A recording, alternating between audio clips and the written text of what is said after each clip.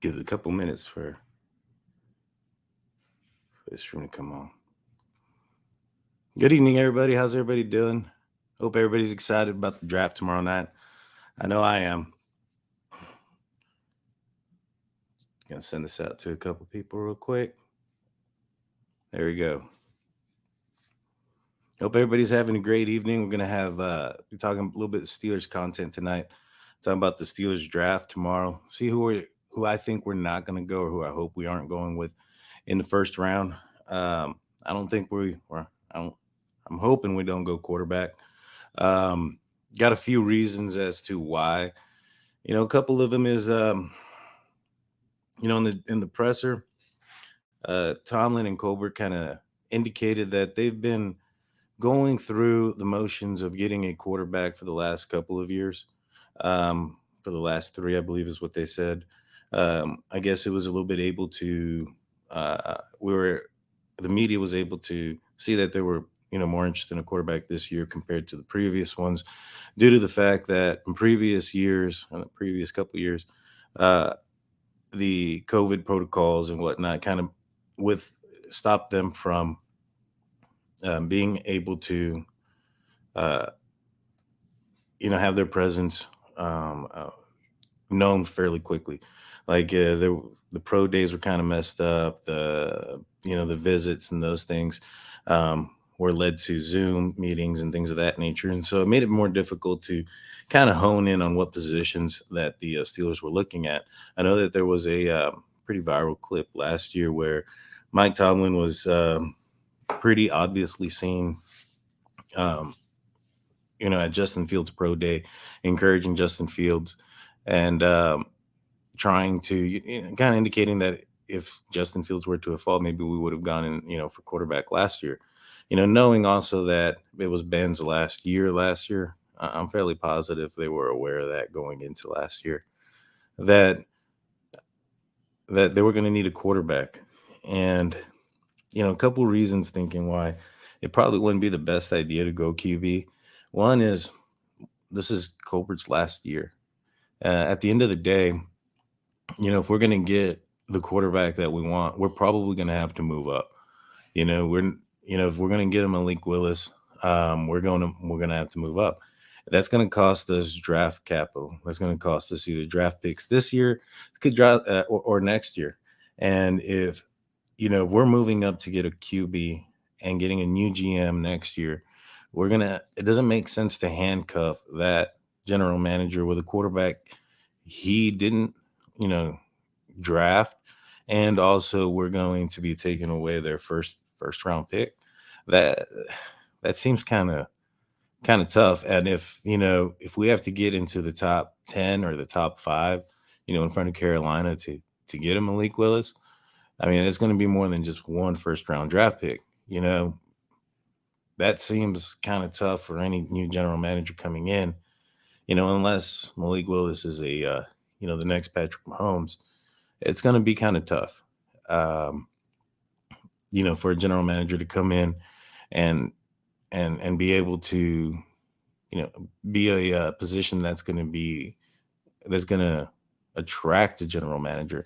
Maybe that's why we've had so many general managers, um, interview for the position. Maybe Tomlin and Colbert are informing them, hey, how would you feel if we drafted a quarterback this year in the first round? And maybe they're not liking their responses. And that's the reason why there's been like 16 different general managers. Now, we could be promoting a general manager from within. Um, I believe Brandon Hunt has been seen a lot out there in the pro days. If we are going to go that way, that route, then I believe he's going to be the man that's going to be taking the position. Then, he has a little bit more say as far as drafting the Malik Willis. And if it doesn't work out, he can kind of, you know, um, not take the blame. It wasn't his draft pick. And so it kind of leaves him with that. But I mean, you are handcuffing him with at least, if we are moving up, and we're moving up significantly with some draft capital for the future. Um, One of the other reasons why it doesn't really make sense is we just rolled out the red carpet for Mitch Trubisky.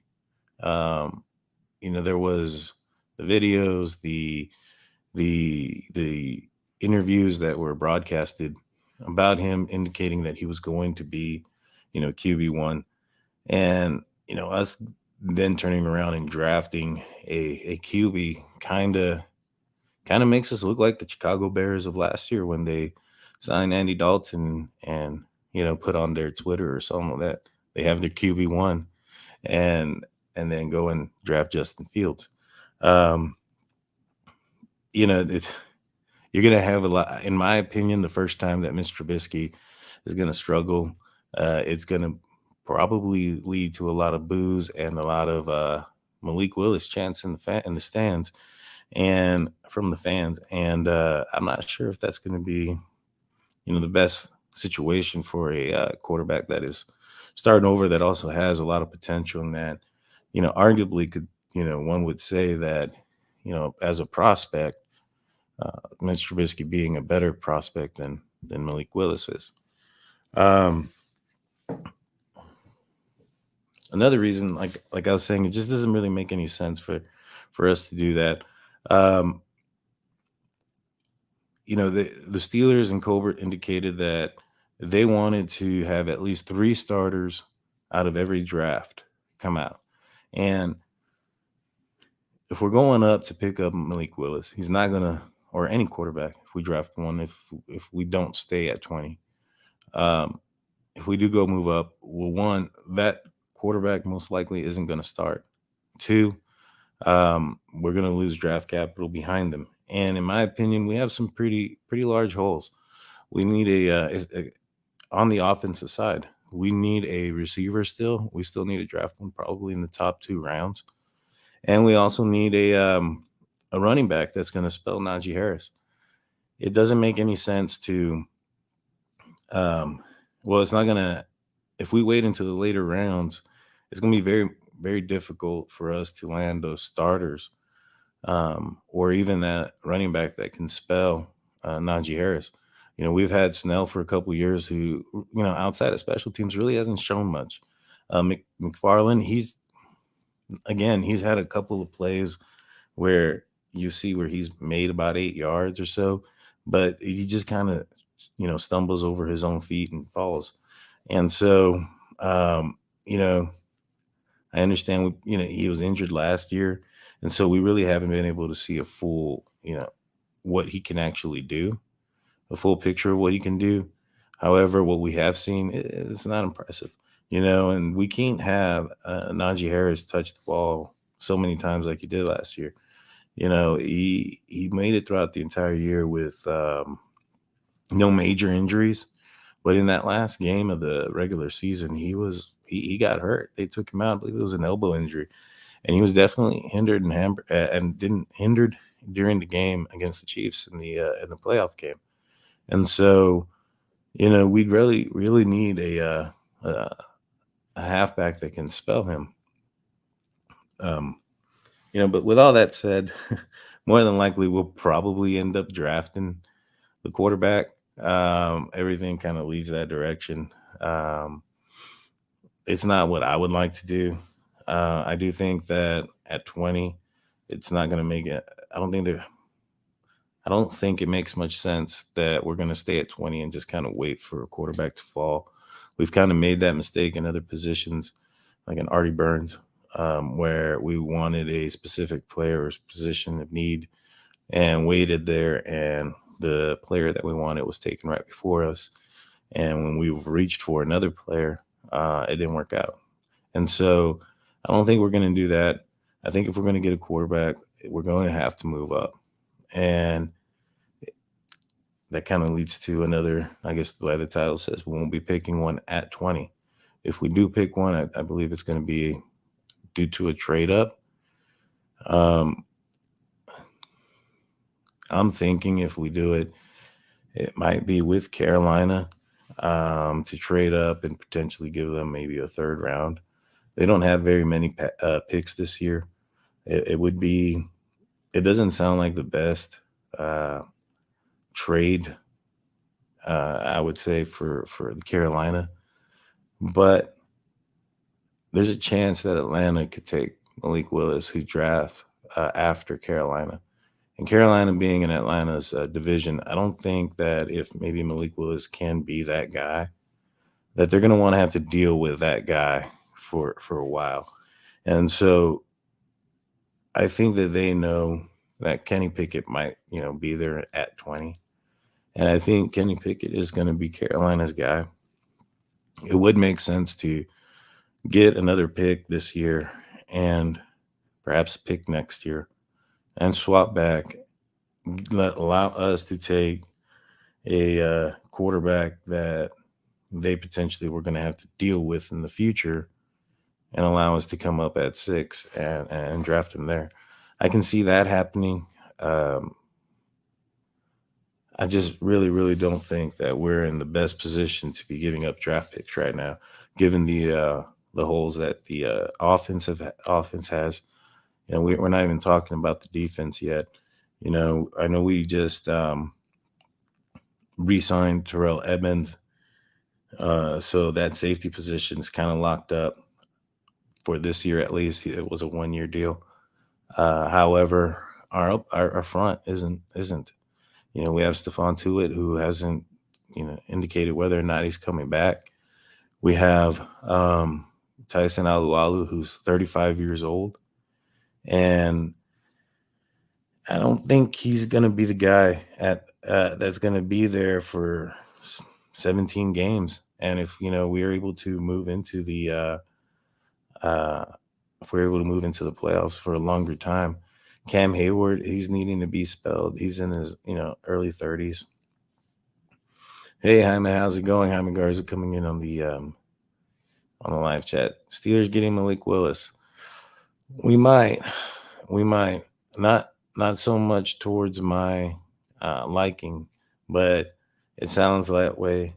One of the comments that Mike Tomlin stated during his presser was that it seemed very similar to how things were ran last year in referencing to the running backs. So how last year they went through this entire process. They researched and searched out many different running backs. They went to a lot of their pro days, and it was no surprise or no secret. And in the first round, we got Najee Harris. It was the like anybody could have made that bet. And so this year, with him saying that, it kind of leads us to believe that perhaps maybe we're going to be leaning towards that direction. Now, I believe that it was David Carr who stated on some podcast, he was referencing talking with the Steelers quarterback coach, and that they were referencing that they like Matt Corral. Now, who he likes and who Tomlin likes and Covert like are probably 3 different people. And so that's food for thought. However, Matt Corral, he's going to be an option. I think he might be there at 20 if we just stay put. I don't like his size. He seems like a smaller person. He's about 6 foot, maybe. I think it's at 6'2", but when he was at his pro day, unless everybody else around him was just significantly bigger than him, he looked kind of scrawny. And so, he showed a lot of heart. But one thing I also didn't like from what research I've done on him is a majority of what he ran was the intermediate and short route passing, and the RPOs and kind of a lot of the stuff that we've ran these last 2 years that, to be honest with you, as a fan, we've gotten kind of sick and tired of seeing. We kind of want to see the Steelers stretch the field a little bit more. This dink and dunk type of passing offense has gotten a little bit frustrating, especially when we've had a lot of drops and when we're relying on the receivers to catch the ball short and then go up further. Yeah, we definitely do. We need to get Ben some juice to get younger, or find the next Ben Roethlisberger. That would be great. In his prime, he was a very mobile quarterback. He wasn't given as much credit as he should have been. He was able to move around and shed off defenders with ease. And I think that's kind of what affected him in the at the end of his career was his inability to shed off those defensive backs or defensive ends and defensive tackles the way he used to. And so play would break down a little bit faster, and we would see a much, faster throwing offense or tempoed offense where it was 2 seconds, high 2 seconds, the ball's out, boom. And after a while, teams got used to it. I mean, it started off in 2020, to be honest with you. In the beginning, Ben was out for a full year of 2019. And so in 2020, when he came back, uh, defenses, they had their safeties and their defensive backs further back. They kind of played or anticipated a old school Ben Roethlisberger to come back, the one that threw for 5,000 yards and 30 touchdowns and whatnot prior to his elbow injury. And so when he started doing the 2 second throws and short and intermediate drop back throws, we were winning quite a few games. And I believe that's when we went 11-0. However, once it got figured out and defenses started to creep up and started to be in the backfield or up against the line in the box, and then once defenses started to attack receivers on not waiting for that double move. For example, when Juju Smith got nailed over the middle by the Cincinnati Bengals player, um, they went after that. They left the over the top guy wide open. It became obvious that the Steelers were going to throw it short, and if they were going to throw it deep, it was going to be a throw that was made fairly quick. It was a decision that was going to happen at or right before the snap. And given that information, if the ball didn't come out right away on a 50-50 jump ball, then the defensive backs knew and understood that they were going to throw it short, and they came up close and they nailed the crap out of our receivers. And Juju took the blunt force of one, caused the fumble, and a lot of people blamed his TikTok dances and stuff like that for that situation, and had nothing to do with it. And so, my opinion, we do need a younger quarterback, somebody that can spread the ball around, somebody that can throw the ball deep down the field. I would prefer more of a Ben Roethlisberger type quarterback than a running quarterback like a Lamar Jackson type of QB. Um, I understand that mobility and able to run around is still a huge or is becoming a huge movement in the NFL in passing offenses and offenses in general. But I don't think that for our offense and the way we ran, it's not been that successful. If we look at who's won the Super Bowl in recent years, it's not been the Lamar Jacksons or running mobile quarterbacks. I mean, Patrick Mahomes has the ability to move around the pocket, so he has mobility, but he's not a running quarterback. Um, Hannah says, "How will we feel if the Steelers got Dak Prescott?" Um, eh, one, I think he costs more than what he's put on the field. I'm not saying that he is a bad quarterback or that he's not deserving of his contract. Well, I guess I could say I am saying that. I don't think he's worth what he's put on the field. He's paid quite a bit. I don't, I think we should focus our money elsewhere. As a player, um, he's okay. He is a little bit mobile. He doesn't seem like that vocal leader type. But then again, I don't really follow the Cowboys too much. I just know that he recently had an injury, and last year they're I can't honestly remember how they did, if they did well or not last year. I think they made it to the playoffs. I was kind of focused on how bad we were looking last year there just towards the end. It wasn't very good.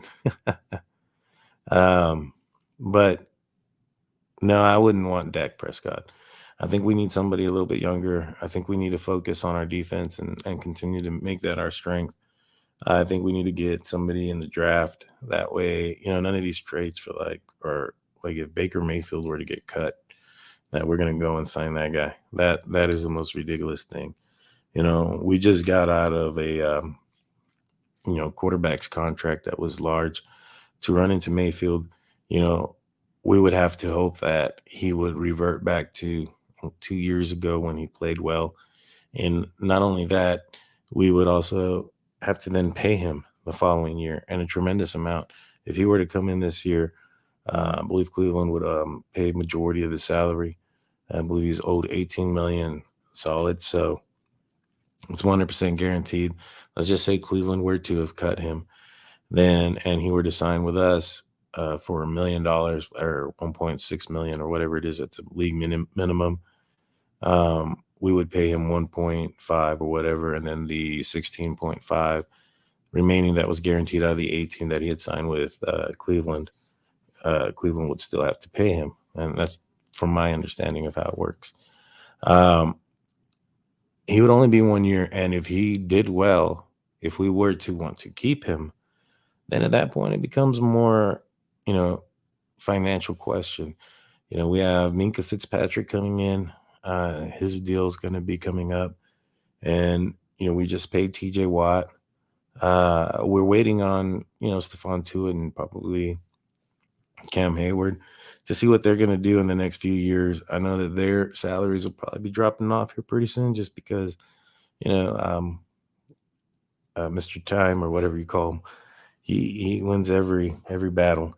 Uh, there's no way that they're going to be playing well into their late 30s. So those contracts will be coming up pretty soon, which is why I think, in my opinion, it'd be smart for us to get a Jordan Davis or even a Kyle Hamilton in this draft in the first round versus a quarterback.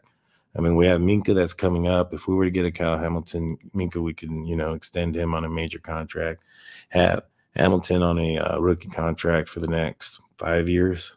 By the time his contract is coming in, and let's just say he is the star that we hope he is, then you're looking at Minka's contract. He'll be in his about 30 years old at that time, and so um, with that being said, Kyle Hamilton, he'll be going in for his deal around the same time that um, that Minka probably won't be getting paid as much as he will, is going to be getting paid here pretty soon.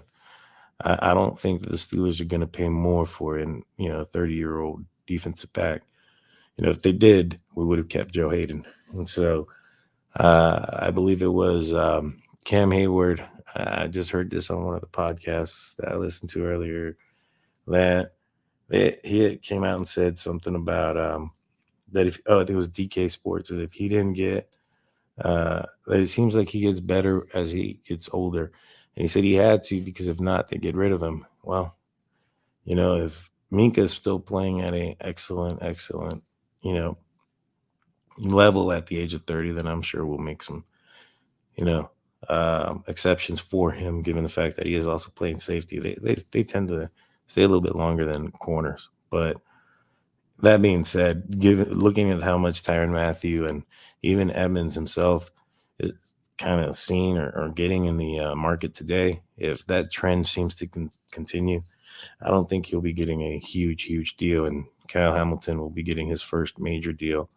And so that'll kind of work itself out as far as pay goes. And so we're not, paying one position of safety and strong safety and free safety so much money. It'll kind of cut that in half for the next 10 years or so. Colin Kaepernick, yeah, he's probably not going to be a Steeler. I'll just leave it at that. But yeah, guys, I think at the end of the day, everything's kind of leading towards us going in the quarterback position. I just kind of feel that, and I'm hoping that maybe a Jordan Davis or a Cal Hamilton fall, where the Steelers are just like, this player right here, we can't not afford to get them. And so that's what I'm hoping for.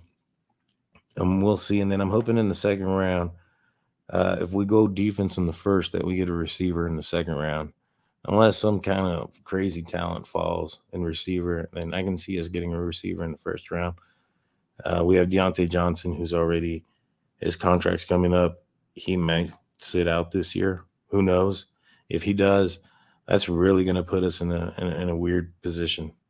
And so we're definitely going to need to find some talent somewhere in that position. And having a new QB and a new offense coming in, it just kind of sounds like trouble. We might want to have some backup or a backup plan when it comes to that.